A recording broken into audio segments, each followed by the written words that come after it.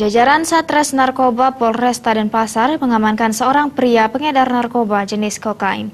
Bahkan tersangka khusus menyuplai kokain untuk warga asing di kawasan Sanur dan Kuta.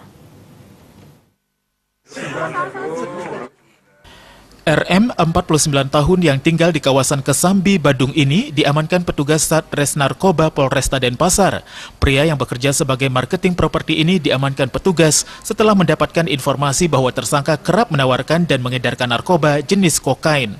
Bahkan dalam aksinya, tersangka kerap menawarkan kokain yang didapat dari seorang berinisial MD khusus kepada warga asing di kawasan Sanur dan Kuta.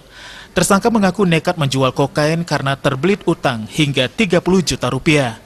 Kokain termasuk jenis narkoba yang langka dalam peredaran di Bali dan kerap dikonsumsi kalangan tertentu. Kembang dari penangkapan tersebut kami amankan 9 paket barang bukti. Selanjutnya kita melaksanakan pengembangan di daerah Kerobokan, tepatnya di sekitar perumahan Kesambi. Di sana kami berhasil mengamankan kembali 4 paket kokain.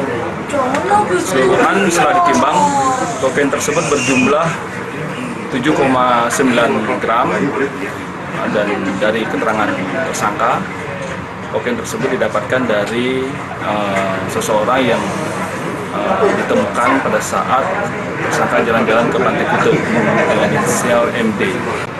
Ya, karena saya terlibat utang. Utang sama siapa? Utang sama orang. Berapa banyak? 30. Berapa juta? Ya.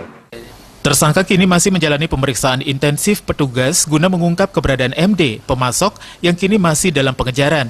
Tersangka akan dijerat dengan pasal 112 Undang-Undang RI Nomor 35 Tahun 2009 tentang peredaran narkoba dengan ancaman hukuman hingga 20 tahun penjara. Raiswantara